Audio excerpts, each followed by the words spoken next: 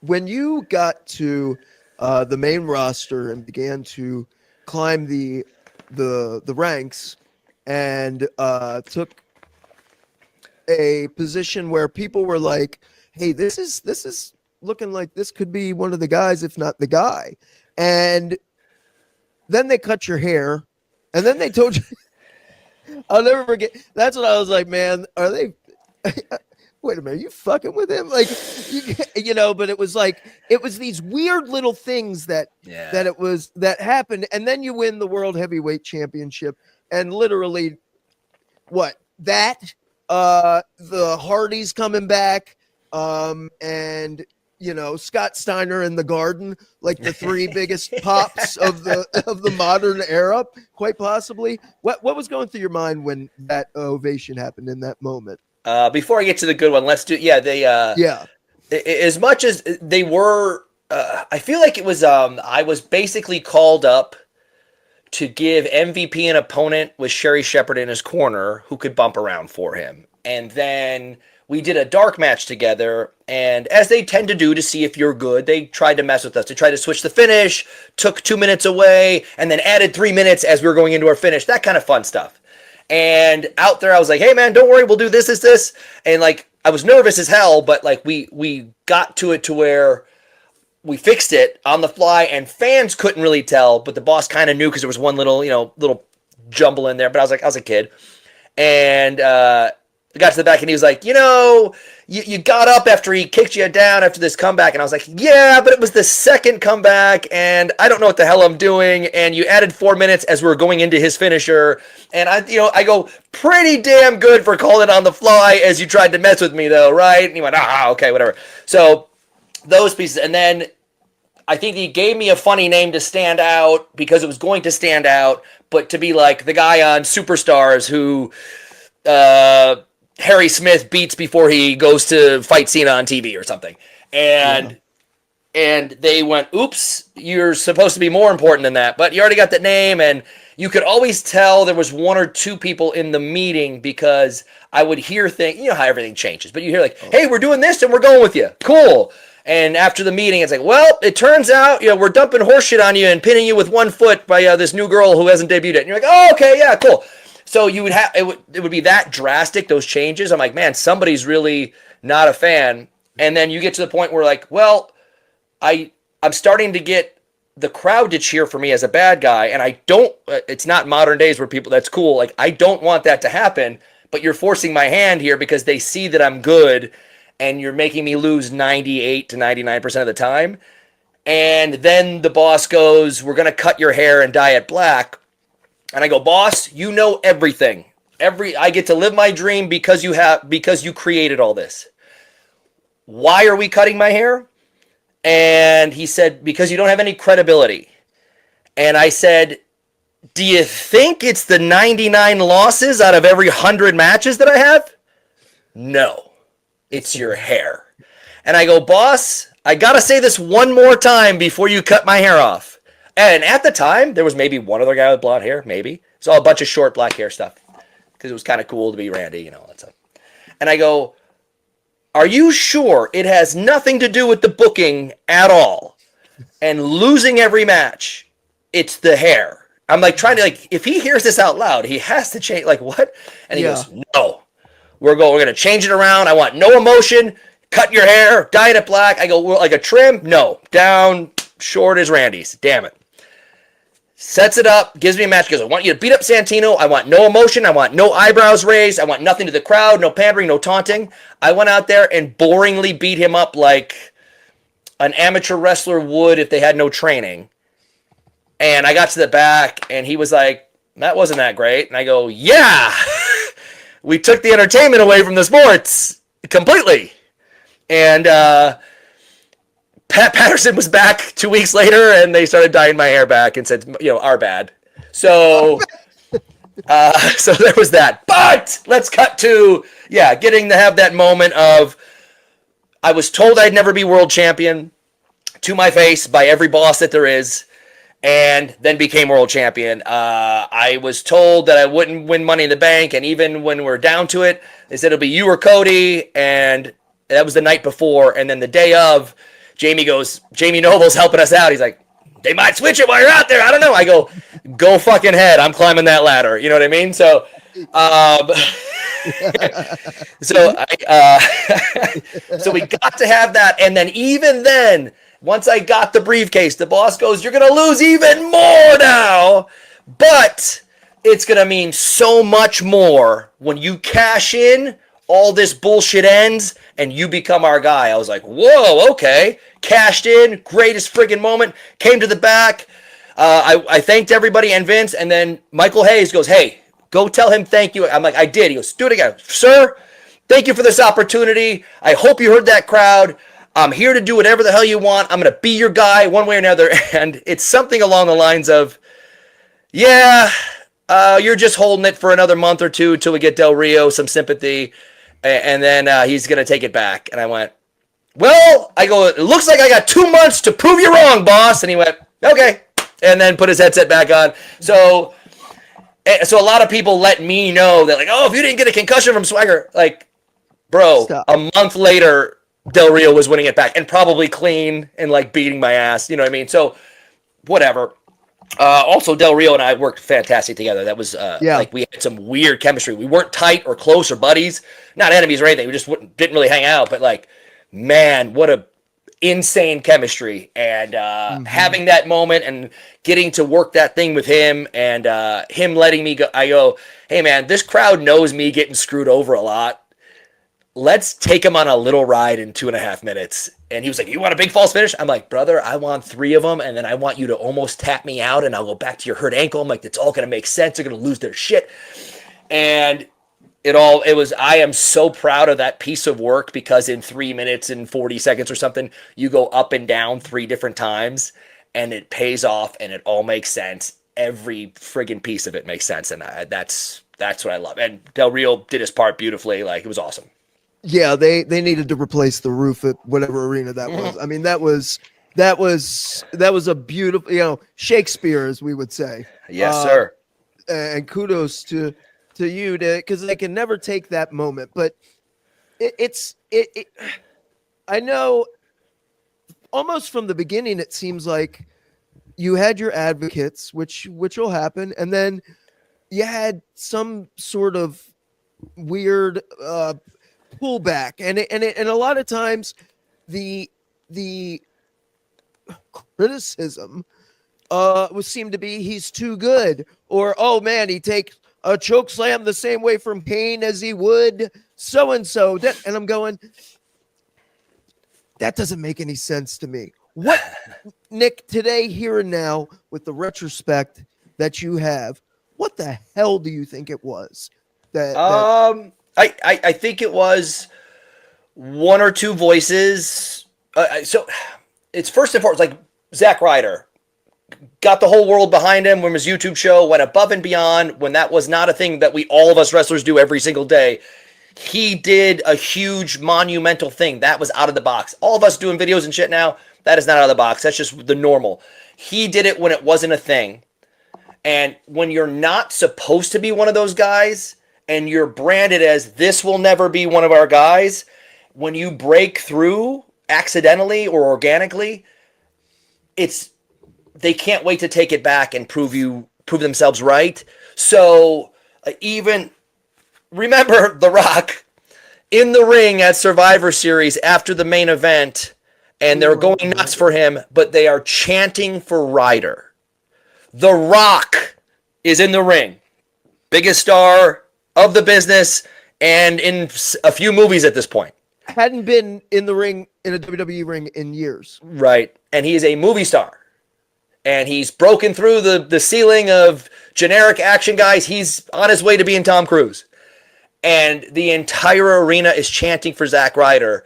That is something that is unheard of. And he had to acknowledge it. And then even then, they went out of their way to, like, kill him off, which sometimes builds you up stronger, but at some point, this is going to tie into me, the audience has to give up because they want to, like, this is our guy.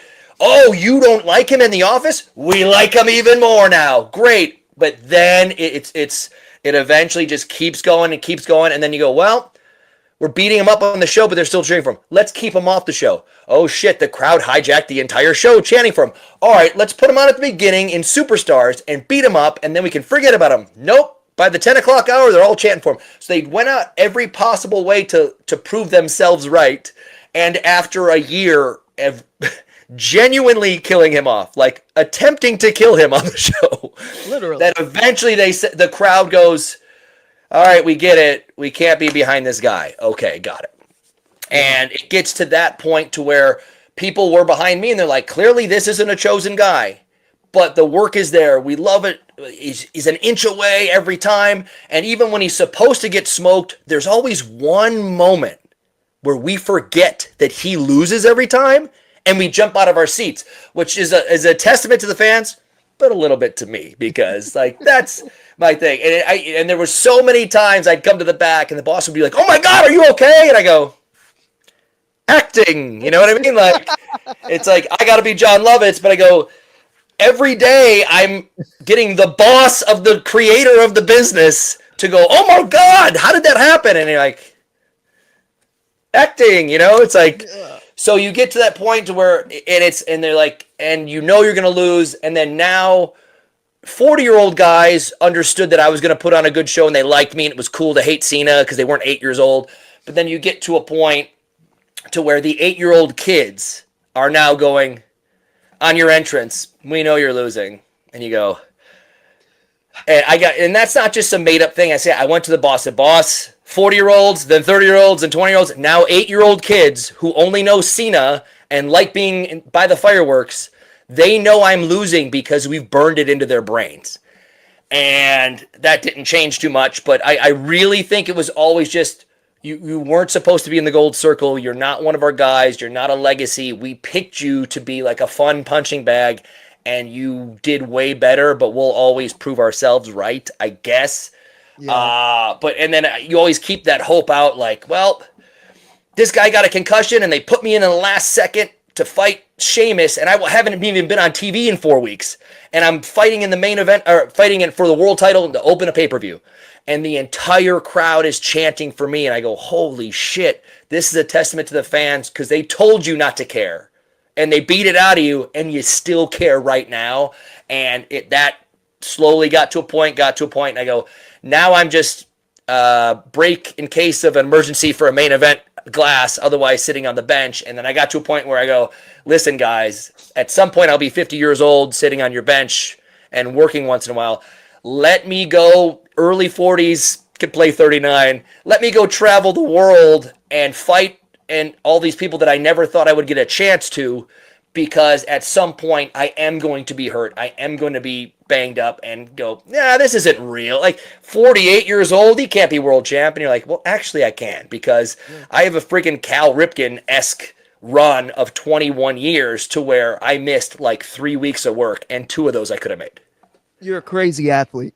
You take, and the conditioning you do, you're like Gumby or something, man, and knock on wood, but like it's amazing. Was there a time when you kind of had to settle in and accept, like, okay, they're not going to do it, so yeah, I'm gonna just do what I do? And was there peace in that, or was there frustration? Never peace. And I could talk myself into it and go, well, the boss said he wants me here for the next 20 years, and then I'll be a player coach, and then I'll be in the meetings and managing and producing, and then being on. I go, you know, this is, I feel like I've earned that here. I've earned the respect. I'm the one who, in the group of us, when we're in the main event 6-man tag, I'm the one who has to go ask the boss, like, hey, can we switch it to this thing that makes more sense? Or like, I have the relationship, and I go, okay, you know, I'll work here for the next 20 years. I hate being in a suit, and I hate not wrestling, but one day that'll happen. And then it got to a point where I go, yeah, they're just, it's like, a big piece of it was an 8-year-old kid going, you're not winning. And if you can't fool them, I can't even get that one where they go, oh, like on a kid who doesn't know the inside. They don't know that I lose all the time, but they just had it so burned in that it's like, I remember an 8-year-old kid halfway down the entrance ramp goes, I know you're losing. And like, it wasn't a dig. He was just like, I know you're losing. Like, it was just like a fact. And I go, fudge. I go, there's no coming up from this. And I go, okay, I'm out of here after this one, and I'm gonna go travel the world. I'm gonna do Japan, see what else is out there. And one of the times, Vince was like, "Can you help create this next generation of everybody? I can only," and it's nice pep talk. And I went, "All right, this is the last one, and then I'm out of here." And then that goes down, and then Vince is gone. And then I go, "Well, you're gonna have to pay me a bunch of money to sit the bench because I'm ready to go fly all over the world." And they backed up the Brinks truck, and I went, "All right, but I'm not staying here for this whole thing. But thank you for I cannot believe you're giving me this, but I'll do half of it." And halfway through, I wrote a long email to Vince, Hunter, Bruce, Ed, a couple guys, and said it was a compliment sandwich for 3.5 pages. And there was a couple things of like, this is absolutely absurd and this makes no sense. Pay a local instead of me millions of dollars to be in this spot. Please, thank you for everything. Let me get out of this deal halfway through and let me go prove that I'm a world champion, whether that pisses you off or not. Wow. Yeah. And so Vince was the only one who wrote me back. And he said, "Oh my God, I can't believe all this." He goes, we got to discuss this. I go, "Vince, I will fly to Stanford tomorrow morning." And he goes, no, give me a week to think it over and we'll figure something out. I said, "Okay, no problem." And a week went by, and then I got a text that said, "Call TR. You're released today." And Yeah. I said, "Okay, thanks." Well, I think that, man, like what a weird position, like a unique position to be in, because on one hand, their actions and the booking is, they're telling you, you're not our guy. And we don't value you as much as the business does and the fans do.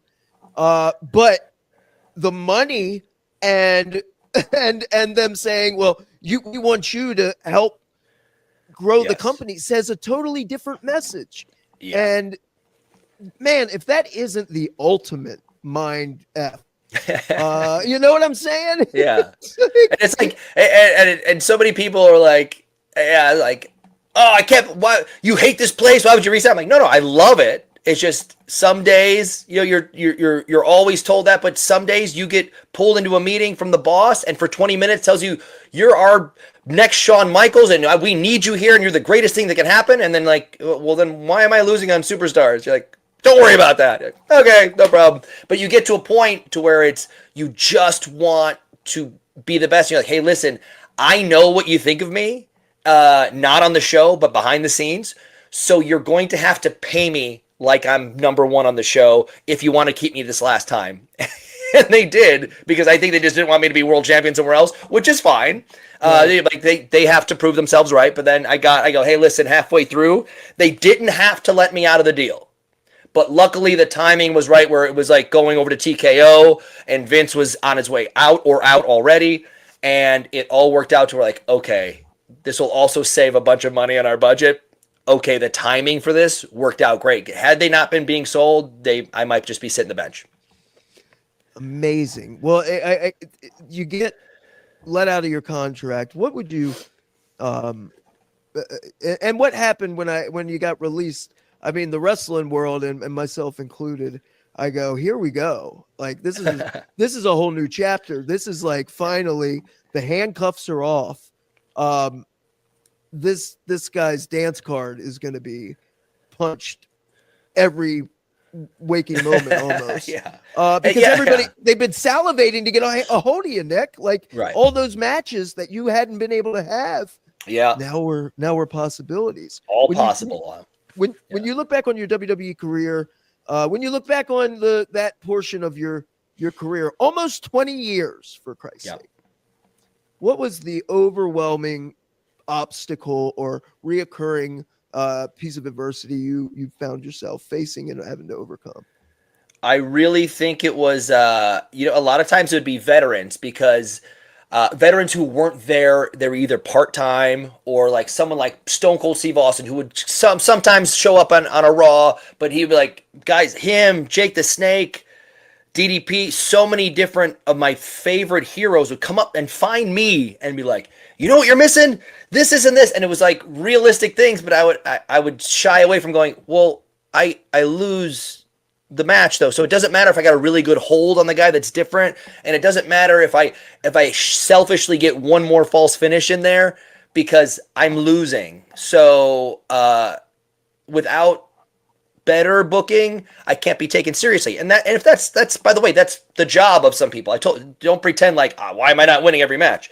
But it really is a huge part of it to where so many people, JR, Austin, Jake the Snake, DDP, everybody would come and have something for me. But I go, yeah, a really good armbar would be great, but I'm still getting pinned for the 5th bro kick in a row. Like there's no, that doesn't change anything. And then my biggest advocate was Pat Patterson, and they got to a point where he helped me so much, especially with old school mentality of psychology 101, unbeatable brain. But they got to a point where I was getting pulled aside by as top as you can go, going, just to have fun and mess with Pat, we have you lose even more now. And I go, oh, my career. Okay, that's funny.